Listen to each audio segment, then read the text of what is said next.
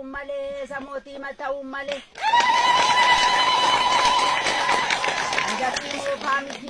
Nandaki mo famiti ni siban argefatu biya bando ba miti siban argefudatu siban argefudat Ijoolleen Oromiyaa kaate kaamorooriyaa hidduun akka furguggee buttuun akka culullee lafa liinnaan kan urtu muka yaamnaan kan murtu biyyi keenya Oromiyaa takkaa namaan hin bultu takkaa namaan hin bultu.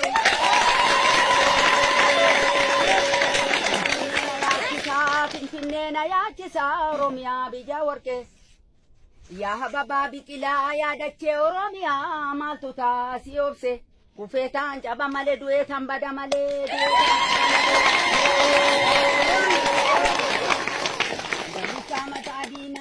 dabusaa mataa diimaa jarri keenya qootanii gadee gaaraa fincaanii sabni keenya lolanii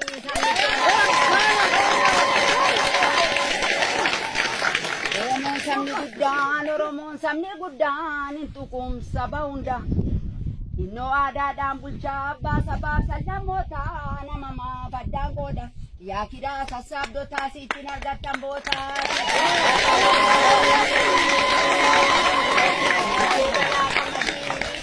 galaa gammadii deemeen galaa gammadii Talaataa daaraa godhee biyya bilisa godhee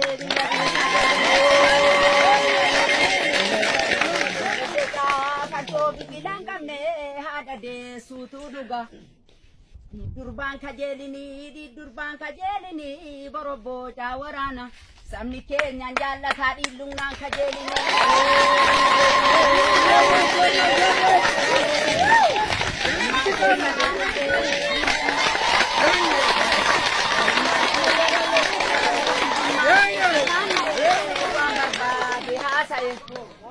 Biyya dhiirri isaa gamnaa dubartoonni isaa jalnaa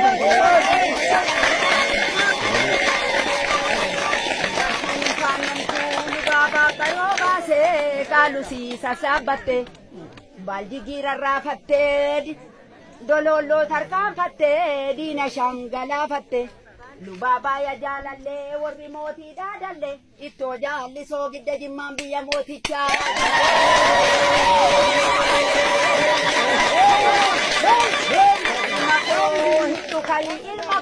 Hittuu kaayi ilma koo nama raraa biyyan koo ergeetii sachii qaba daheetii afaan qaba dhaquuf yaadan qaba.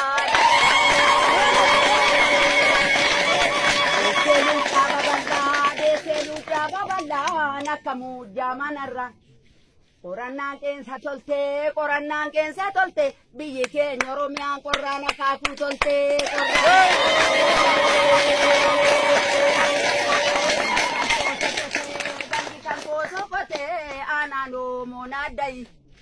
Leenjii fixee kan dhufaa bilbilaan naanaasayi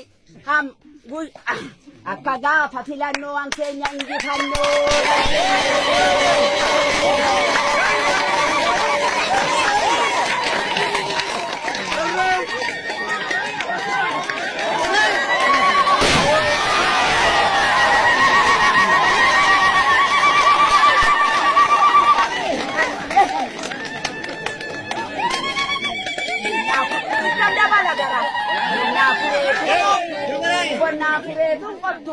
Bonneen nagadatu biyya laagaan bulchinaan baraan hin bayyanattu.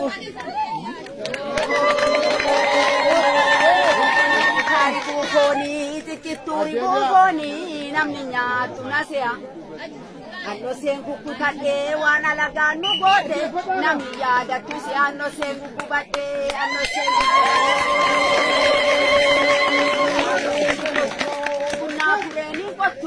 bonneen nagadatu biyya lagaan bulchinaan baraan hin bayyanattu biyya lagaan bulchinaan baraan hin bayyanattu.